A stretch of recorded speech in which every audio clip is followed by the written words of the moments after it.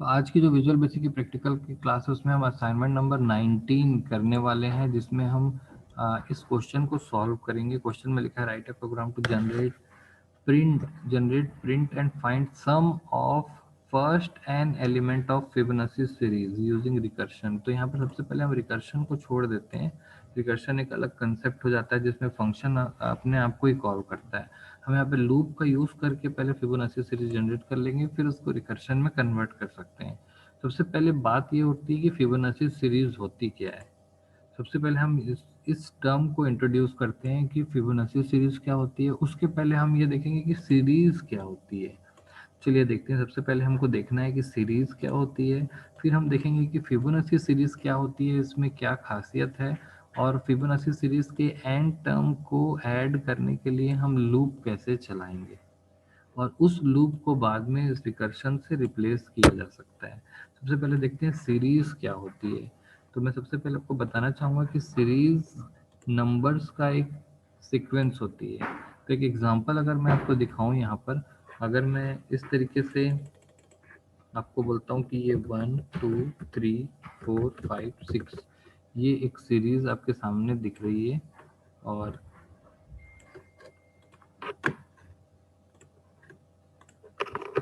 ये एक सीरीज है। मैं यहाँ पर बोलूँगा 2 4 6 8 10 और 12, ये भी एक सीरीज है। मैं बोलूँगा यहाँ पर 12 10 6 8, सॉरी यहाँ पर सीक्वेंस चेंज हो गया, 8 6 होगा, 8 6 4 2, ये भी एक सीरीज है। लेकिन अगर हम इसकी बात करें कि 1 1 2 3 5 8, या हम बात करें 3 5 8 13 21 और 34, या हम बात करें 1 1 1 3 5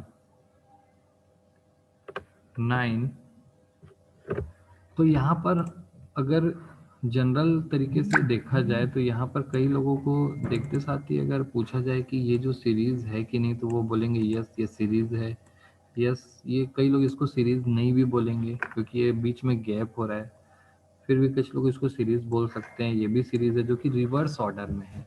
लेकिन आप देखेंगे कि यहाँ पर ये जो चीज है ये भी एक सीरीज है, ये भी एक सीरीज है, और ये भी एक सीरीज है। सबसे पहले सीरीज का मीनिंग समझते हैं कि हम किसको सीरीज बोलेंगे। और जहाँ भी सीरीज होती है वहां पर हम लूप का यूज कर सकते हैं, चाहे वो फॉर हो, वाइल हो, डू वाइल हो, या रिकर्शन का यूज कर सकते हैं। तो सीरीज का मतलब क्या होता है इसको हम समझते हैं।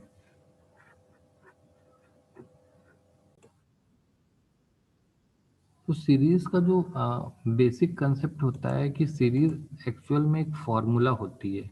जैसे मैं बोलूं कि ये एक सीरीज है, यानी कि यहाँ पर एक फॉर्मूला लगा हुआ है +1 का। यानी कि अगर आपके पास वो सीरीज का फॉर्मूला है, जैसे मैं यहाँ पे +1 लिख देता हूँ, अगर आपके पास इस सीरीज का फॉर्मूला है तो सबसे लास्ट एलिमेंट पे ये फॉर्मूला आप लगा के अगर आप नेक्स्ट एलिमेंट निकाल लेते हैं और वो सही एलिमेंट है, तो ये एक सीरीज है। यानी कि अगर आपको मैं इस सीरीज का फॉर्मूला बता दूं, जैसे इस सीरीज का फॉर्मूला जो सबसे पहली वाली सीरीज है, इसका फॉर्मूला है +1। यानी कि लास्ट एलिमेंट पे आप +1 करिए तो अगला एलिमेंट निकल जाएगा, फिर वो लास्ट एलिमेंट बन जाएगा, फिर +1 करिए अगला एलिमेंट निकल जाएगा, और ये जो सीक्वेंस है वो चलता जाएगा, कोई एंड नहीं है उसका। वैसे ही यहाँ पर मैं बोलूँ तो इस सीरीज का जो फॉर्मूला है वो है +2। लास्ट एलिमेंट पे आप +2 करिए तो आपको नेक्स्ट एलिमेंट मिल जाएगा। अगर आप ऐसा कर ले रहे हैं तो ये एक सीरीज है। वैसे ही यहाँ पर मैं बोलूँ तो यहाँ पर जो फॉर्मूला है वो है -2। लास्ट एलिमेंट पर आप माइनस करिए तो ये आपको अगला एलिमेंट निकाल देगा, फिर -2 करेंगे तो फिर -2 आएगा, -4 आएगा, इस तरीके से आउटपुट आते रहेगा, ये बढ़ता रहेगा। अब बात करते हैं इसके बारे में। यहाँ पर क्या फॉर्मूला है, तो यहाँ पर फॉर्मूला है c is equal to a plus b, जहां पर a जो है वो फर्स्ट एलिमेंट है, b जो है वो सेकंड एलिमेंट है, और थर्ड जो है c जो है वो थर्ड एलिमेंट है। तो बोलने का मतलब है कि इस सीरीज में एक फॉर्मूला लगा हुआ है, इसका फॉर्मूला है c is equal to a plus b. अगर मैं इसको फर्स्ट मानूं, इसको सेकंड मानूं, तो थर्ड एलिमेंट क्या होगा, इन दोनों का सम होगा, यानी कि अगला एलिमेंट होगा 13। इन दोनों को आप ऐड करेंगे तो ये नेक्स्ट एलिमेंट निकल जाएगा। जैसे आप यहाँ देख रहे हैं कि 1 को ऐड करने पर आया 2, फिर 1 और 2 को ऐड करने पर, यानी इसको मैं a मान रहा हूँ, इसको b मान रहा हूँ, तो ये c होगा। 1 और 2 को ऐड करने पर आया 3, फिर 2 और 3 को ऐड करने पर आया 5, और इसी तरीके से ये आगे बढ़ता रहेगा, कोई लिमिट नहीं है, हजारों लाखों करोड़ों अरबों, जितना आगे बढ़ाना है बढ़ाते रहिए। बात करते हैं इस सीरीज की, तो इस सीरीज में भी सेम फॉर्मूला लगा हुआ है, c is equal to a plus b. Clear है, क्योंकि आप 3 और 5 को जोड़ेंगे तो 8 आएगा, 5 और 8 को जोड़ेंगे तो 13 आएगा, और इस तरीके से अगर मैं इन दोनों को जोड़ूं तो यहाँ पर आएगा 55। तो इस सीरीज में और इस सीरीज में सेम फॉर्मूला लगा हुआ है। अब यहाँ पर बात करते हैं, ये एक सीरीज है, लेकिन यहाँ पे फॉर्मूला क्या है, d equal to a plus b plus c. तो आप यहाँ पर देखेंगे कि ये यहाँ पर फॉर्मूला चेंज हो गया है, 3 नंबर है, इन तीनों को जोड़िए तो आएगा 3, फिर इन तीनों को जोड़ेंगे तो आएगा 5, फिर इन तीनों को जोड़ेंगे तो आएगा आपका 9, और अगला एलिमेंट होने वाला है आपका 17। तो ये भी एक सीरीज है। तो आप देखेंगे सीरीज कुछ भी नहीं होती, एक फॉर्मूला मात्र होती है, और फॉर्मूला का ना तो कोई और होता है ना तो छोर होता है, यहाँ से स्टार्ट होती है और यहाँ तक जाती है, इसको बोलते हैं प्लस इनफाइनाइट, और ये होता है माइनस इनफाइनाइट। क्लियर है, इस माइनस इनफाइनाइट के बीच में कहीं पे जीरो आता है, और हम सीरीज का एक छोटा सा हिस्सा कट करते हैं और इसको हम यूज करते हैं। जैसे मैंने यहाँ पर 1 से लेके 7 तक का सीरीज जो है वो कट किया है, और ये किसी का रोल नंबर हो सकता है। क्लियर है, तो यहाँ पर आप देखेंगे कि जो सीरीज होती है ना तो उसका कोई और होता है ना तो छोर होता है, माइनस इन्फिनिटी से प्लस इन्फिनिटी तक वो फॉर्मूला कंटिन्यूअसली चलता रहता है। आप इसका कोई लास्ट, सीरीज का कोई लास्ट एलिमेंट नहीं निकाल सकते, और ना ही कोई फर्स्ट एलिमेंट निकाल सकते हैं। बस सीरीज का बीच का हिस्सा जो है वो हम कट करते हैं, और इसी के लिए हम लूप लगाते हैं। यहाँ से यहाँ तक चल रहा है, माइनस इन्फिनिटी से प्लस इन्फिनिटी तक चलता है, तो हम लूप में स्टार्टिंग पॉइंट बताते हैं और एंडिंग पॉइंट बताते हैं, और वो फॉर्मूला जिसको हम गैप का नाम देते हैं वो बताते हैं। तो इतना हिस्सा सीरीज में जनरेट हो जाता है, जो कि 1 2 3 4 7 होता है। इस सीरीज को हम बड़ी भी कर सकते हैं, छोटी भी कर सकते हैं, लेकिन आज तक कोई ऐसा पर्सन नहीं है, कोई ऐसी मशीन नहीं बनी है जो सीरीज का स्टार्टिंग पॉइंट पकड़ ले या फिर सीरीज के एंडिंग पॉइंट तक पहुंच पाए। इनफाइनाइट जाती है सीरीज। अब बात करते हैं यहाँ पर, जैसे यहाँ पर हमने देखा कि ये दोनों ही सीरीज में सेम फॉर्मूला लगा हुआ है। कैसे, ये दोनों ही सीरीज है, ये भी सीरीज है और ये भी सीरीज है। अब मैं यहाँ पर कुछ और सीरीज, एक और सीरीज लिख देता हूँ। जैसे मैंने लिखा यहाँ पर 5 6 7 8 9 10, तो ये भी सीरीज जो है ये भी एक सीरीज है, क्योंकि इसमें भी जो फॉर्मूला लगा हुआ है वो है +1 का। क्लियर है, +1 का फॉर्मूला है, यानी कि इस पे अगला जो नंबर होगा 10 पे +1 करेंगे तो 11 होगा, जो कि बिल्कुल सही है। तो आप देखेंगे कि अलग अलग फॉर्मूले के हिसाब से सीरीज को नाम दिया जाता है। ऐसी सीरीज जिसमें +1 का फॉर्मूला होता है, इसको हम नेचुरल नंबर की सीरीज बोलते हैं, जो हम अपनी रियल लाइफ में कुछ कैलकुलेशंस करने के लिए, कुछ मेंटेन करने के लिए, कुछ मैथमेटिकल ऑपरेशन करने के लिए इन सीरीज का यूज करते हैं, जो जनरली हम 1 से ही स्टार्ट करते हैं। क्लियर है, लेकिन ये भी एक नेचुरल नंबर की ही सीरीज है, भले इसकी स्टार्टिंग पॉइंट 1 नहीं है, क्योंकि मैंने अभी बताया कि सीरीज का कोई ना तो और होता है ना तो छोर होता है। तो जो पहली ये वाली जो सीरीज है उसका, वो यहाँ से यहाँ तक काटी गई है, और ये वाला जो सीरीज है वो इसी फॉर्मूले से यहाँ तक काटी गई है। तो ये वाला जो हिस्सा है वो ये सीरीज है, और ये वाला जो हिस्सा है वो ये सीरीज है, लेकिन है दोनों ही नेचुरल नंबर की सीरीज। देखने में अलग लग रही है, लेकिन दोनों ही नेचुरल नंबर की सीरीज कहलाएंगी, क्योंकि दोनों में सेम फॉर्मूला लगा है। बात करते हैं अभी इस फॉर्मूले की, जिस सीरीज में ये फॉर्मूला लगा होता है उसको एक नाम दिया गया है फिबोनाची सीरीज। तो यहाँ पर ये भी फिबोनाची सीरीज है, ये भी फिबोनाची सीरीज है, कोई और फिबोनाची सीरीज भी आप बना सकते हैं। जैसे कि मैं यहाँ पर लिखूँ 1 और 5, तो अगला एलिमेंट होगा 6, अगला होगा 11, अगला होगा 17। ये भी एक फिबोनाची सीरीज है, ये भी एक फिबोनाची सीरीज है, ये भी एक फिबोनाची सीरीज है। तो पहला टर्म हम देखें कि सीरीज क्या होती है। सीरीज कुछ भी नहीं होती, एक फॉर्मूला होता है और उसमें स्टार्टिंग और एंडिंग पॉइंट बता करके हम उसका एक छोटा सा पार्ट कट करके अपनी रियल लाइफ में कैलकुलेशन में या किसी और मैथमेटिकल ऑपरेशन में यूज करते हैं। बात करते हैं फॉर्मूले की। अलग अलग फॉर्मूले जैसे फिबोनाची ने इनको डेवलप किया था तो उनके नाम से इस सीरीज को रख दिया गया फिबोनाची सीरीज। ऐसा कोई भी नंबर का सीक्वेंस जिसमें थर्ड नंबर जो है वो ऊपर के दो नंबर का सम होता है उसको फिबोनाची सीरीज बोलेंगे, चाहे वो नंबर कुछ भी हो, केवल हमको उस फॉर्मूले को अप्लाई करना है। तो ये दोनों ही फिबोनाची सीरीज है। अब बात करते हैं इस सीरीज की। ऐसा कोई सीरीज अगर आपको मिलता है जिसमें कि फोर्थ नंबर ऊपर के 3 नंबर का सम है तो इसको लुकास सीरीज बोलते हैं। इसको लुकास ने डेवलप किया था और इस सीरीज का नाम उनके नाम से रखा गया है। तो फॉर्मूले के हिसाब से अलग अलग सीरीज बनाती है। जैसे आपने देखा होगा sine series, cos series, ten series और भी सीरीज होती हैं। साइन सीरीज का जो फॉर्मूला होता है वो कुछ इस तरीके से वेव फॉर्म में जाता है। कॉस सीरीज जो होती है वो रिवर्स वेव फॉर्म पे जाती है। तो इस तरीके के आपके जो भी सिग्नल्स मेंटेनेंस का काम होता है वो इसी सीरीज की वजह से होता है। अब इन सीरीज का यूज होता है बहुत सारे मैथमेटिकल, कंप्यूटर ग्राफिक्स और कंप्यूटर के बहुत सारे सिग्नलिंग में यूज किया जाता है इन कैलकुलेशंस को। इसका सबसे अच्छा एग्जांपल होता है फिबोनाची सीरीज का। जब आप कोई कंप्यूटर ग्राफिक्स में कोई रंगोली की डिज़ाइन बनाते हैं या फिर सूरजमुखी की कोई फ्लावर बनाते हैं या क्लिप आर्ट डिज़ाइन कर रहे हैं, तो वहाँ पर जो सूरजमुखी के जो बीज होते हैं जिनका अरेंजमेंट होता है, आप देखेंगे कि बीज जो है इस तरीके से बढ़ते क्रम में दिखाई देते हैं। तो ये जो क्रम होता है सीक्वेंस, ये जो सीक्वेंस है ये फिबोनाची सीरीज को फॉलो करता है। यानी कि जो सूरजमुखी का जो पहला सर्कल होता है जिसमें बीज लगे होते हैं, अगर मैं एक एग्जांपल लूँ ये वाली सीरीज का, तो अगर पहले सर्कल में 3 बीज हैं तो सेकंड सर्कल में कितने बीज होंगे? उसमें 5। थर्ड सर्कल में कितने होंगे? 8। फिर अगले सर्कल में 13।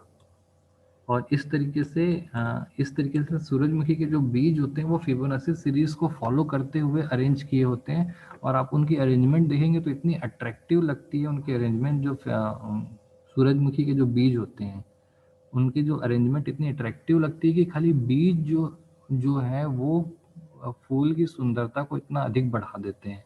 फूल की सुंदरता को अधिक बढ़ाने के पीछे सिर्फ और सिर्फ एक मैथमेटिकल रीजन है, वो है फिबोनाची संख्या। फिबोनाची सीरीज की संख्या के हिसाब से उनके बीज जो है वो अरेंज होते हैं और वो बहुत ही अच्छा लुक उस फ्लावर को देते हैं। तो इस तरीके से कंप्यूटर में अगर आपको सूरजमुखी का फूल ड्रॉ करना है तो आप एक लूप चलाइए, फिबोनाची सीरीज बनाइए और बीज का पैटर्न बनाइए, तो आपको ऑटोमेटिक सूरजमुखी का फूल जो है कंप्यूटर जनरेट करके दे देगा। चलिए हम अपने क्वेश्चन के ऊपर आगे बढ़ते हैं। अभी हमको पता चल गया कि सीरीज क्या होती है। सीरीज का स्टार्टिंग एंडिंग पॉइंट लगा के, फॉर्मूला लगा के हम उस पैटर्न को जनरेट कर लेते हैं। हर सीरीज में एक फॉर्मूला लगा होता है जिसको लास्ट एलिमेंट पे लगा के हम अगला एलिमेंट निकाल लेते हैं। और जिस सीरीज में ये फॉर्मूला लगा होता है उसको फिबोनाची सीरीज कहा जाता है। अब हम अपने क्वेश्चन पे आते हैं। हमने सीरीज जान लिया, हमने फिबोनाची सीरीज को जान लिया। अब अपने क्वेश्चन पर आते हैं कि 19 नंबर का जो क्वेश्चन है उसमें बोला है कि फिबोनाची सीरीज में से फर्स्ट एन एलिमेंट को सम करिए। यानी कि अगर मैं एन एलिमेंट बोला है मतलब 5, 6, 3, 2, जितने भी एलिमेंट आपको करना है उतने कर लीजिए। तो मैं ये वाली सीरीज लेता हूँ और एन की जगह मैं ले लेता हूँ 5। तो मैं 1, 2, 3, 4, 5, इन पांचों का सम निकालूंगा। मैं जो सम होगा वो इनका सम होगा 50। तो 50 जो है मेरा आंसर होगा, जहाँ पर n की वैल्यू मेरी क्या है? 5। अगर n की वैल्यू 6 हो जाएगी तो 1, 2, 3, 4, 5, 6 इतने का सम आएगा। तो n कोई वैल्यू हमको यूजर डिफाइन रखनी है। यूजर से पूछना है कि n की वैल्यू कितनी होगी। यूजर बोलेगा 4 तो इसको सम करेंगे, यूजर बोलेगा 5 तो इतने को करेंगे, 6 बोलेगा तो इतने को करेंगे, 7 बोलेगा तो इतने को करेंगे। सबसे पहले हम इस फिबोनाची सीरीज को जनरेट करते हैं तब तो सम निकालेंगे। तो हम यहाँ पर आ जाते हैं। मैं जानबूझ के ये वाली फिबोनाची सीरीज ले रहा हूँ जिसमें हमको पता चले कि ये कोई भी फिबोनाची सीरीज हम ले सकते हैं। तो यहाँ पर देखिए स्टार्टिंग पॉइंट है 3,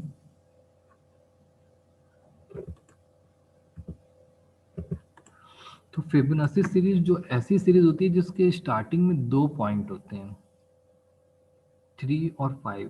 जैसे हर सीरीज में आपने देखा होगा कि स्टार्टिंग पॉइंट एक होता है, 5 से स्टार्ट करो 20 तक जाओ, 9 से स्टार्ट करो 19 तक जाओ।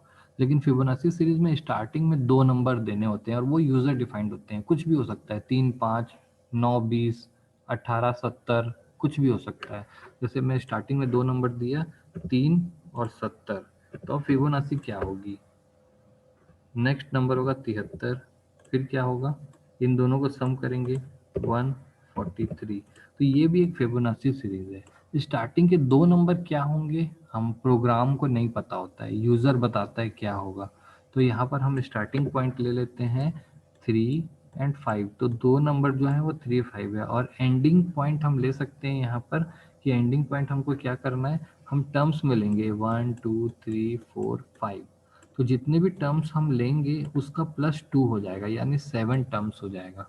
तो जितना भी टर्म हम लेते हैं उसको n-2 करेंगे हम। आपको पता चल गया n-2 क्यों कर रहे हैं, और फॉर्मूला हमारा ये है। क्लियर है? चलिए अपना प्रोग्राम बनाते हैं हम लोग। सबसे पहले मैं यहाँ पर एक बटन बना देता हूँ और इसका नाम रखते हैं हम लोग सम। और सिंपल यहाँ पर कोड करेंगे हम लोग। सबसे पहले लेंगे dim a as integer, dim b as integer और dim c as integer. a b c इसलिए लिए क्योंकि इस फिबोनाची सीरीज में c is equal to a plus b का फॉर्मूला है। अब a की वैल्यू मैंने दिया 3, b की वैल्यू लिया 5। 3 और 5 कहाँ से आया, यूजर डिफाइंड है। आपका मन करता है तो 1 और 2 रखिए, 1 1 रखिए, 1 और 70 रखिए, 70 और 90 रखिए, कुछ भी रख सकते हैं। मैंने 3 और 5 लिया क्योंकि 3 5 से भी फिबोनाची सीरीज जनरेट होगी।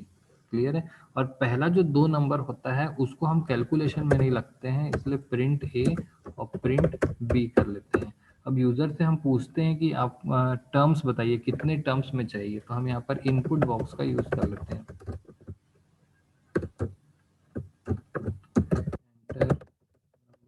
टर्म्स या एंटर एन लिख देते हैं, एन की वैल्यू यहाँ पर हमको यूज करनी है। और यहाँ पर जो भी आप वैल्यू जाएगी वो एन में चले जाएगी। यहाँ पर एक और वेरिएबल बना लेते हैं हम लोग, डिम इंटीजर। यहाँ पर अब ब्रैकेट लगाना जरूरी है, वैल्यू रिटर्न हो रही है।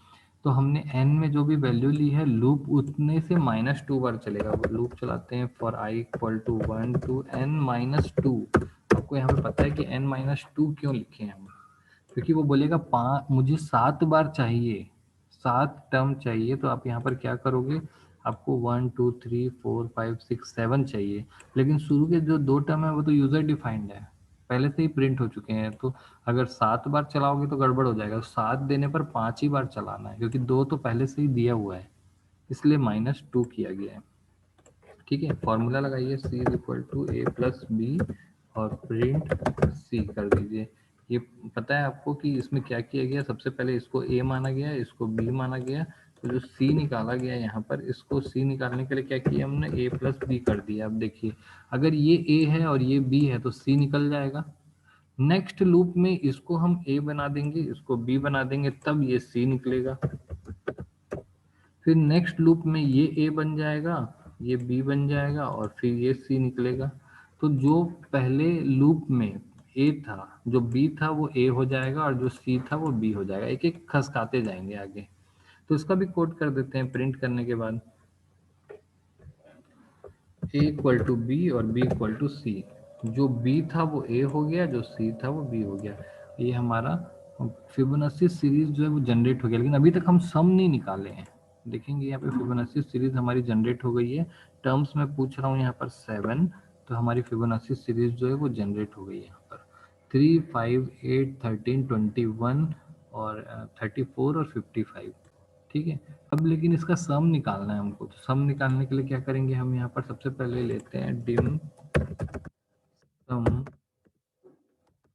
इंटीजर, एक सम लिए और इन दोनों का सम तो पहले से ही कर लेंगे हम। ठीक है। तो सम इक्वल टू 8, मैंने जानबूझ के 8 क्यों किया, क्योंकि शुरू में जो 2 नंबर दिए उनको तो सम करना ही पड़ेगा। अब यहाँ पर आप सम करते जाइए, प्रिंट करने के बाद आपको लिखना है sum equal to sum plus c. हर स्टेप में सम करते जाना है आपको, sum equal to sum plus c, और लास्ट में यहाँ पे प्रिंट करा दीजिए लूप खत्म होने के बाद, print some equal to some.